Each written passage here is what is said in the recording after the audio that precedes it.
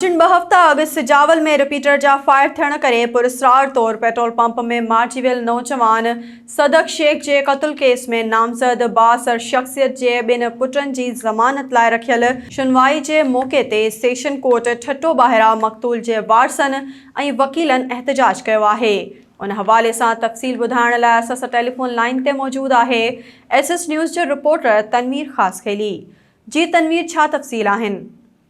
जी बिल्कुल। 2 हफ़्ता अॻु सिजावल में रिपीटर जा फायर थियण करे पुरस्रार तौर ते पेट्रोल पंप में मारिजी वियल नौजवान सदक शेख जे क़त्ल वारो मामलो ऐं केस में नामज़द बासर शख़्सियत जे 2 पुटनि जी ज़मानत लाइ रखियल शुनवाई जे मौक़े ते सेशन कोर्ट ठट्टो ॿाहिरां मक़तूल जे वारसनि ऐं वकीलनि जो एहतजाज सिजावल पुलिस जी जांच ते बेइतमादी ज़ाहिर कई वई आहे। मारिजी वियल नौजवान सदक शेख जे क़त्ल केस में नामज़द सिजावल ज़िले जे बासर शख़्सियत हाजी मजीद मेमण जे 2 पुट गुलाम नबी मेमण ऐं शहबाज़ मेमण ज़मानत पकी करण लाइ डिस्ट्रिक्ट सेशन कोर्ट ठट्टो जी अदालत में पेश थिया।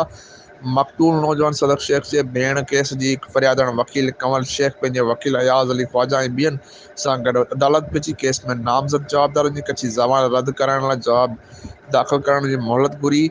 अदालत क़त्ल केस में नामज़द ॿिन्ही जवाबदारनि जी ज़मानत पकी करण या न करण बाबति केस जी शुनवाई मुलतवी करे 26 अगस्त ते मुक़ररु करे छॾी। अदालत ॿाहिरां मक़तूल नौजवान सदक शेख जे वारसनि ऐं वकीलनि नौजवाननि सिद्दीक़ शेख, अब्दुल वहाब खोसो, अब्दुल गनी शेख, असदुल्ला ऐं ॿियनि जी अॻवानी में पम्पलेट खणी एहतजाज रिकॉर्ड करायो वियो। वकीलनि बि सेशन कोर्ट ठट्टो अॻियां बैनर खणी एहतजाज कयो। वकीलनि अयाज़ ख्वाजा, सुल्तान खोसो ऐं ॿियनि जी अॻवानी में कोर्ट ॿाहिरां पेना फ्लैक्स खणी एहतजाज रैली कढी। मक़तूल जे खून सां इंसाफ़ लाइ नारेबाज़ी कई वई। मक़तूल नौजवान सदक शेख जे क़त्ल केस जी गैर जानबदार जांच जो मुतालबो कयो वियो। होॾां एहतजाज कंदड़नि चयो त सिजावल पुलिस मक़तूल जे केस खे ॿोड़णु चाहे थी, जेका जवाबदार धुर सां मिलियल आहे। सिजावल ज़िले जे पुलिस जी जांच ते एतमाद नाहे। गैर जानबदार जांच कराई केस में शाहिदियूं शामिल कयूं वञनि। जी।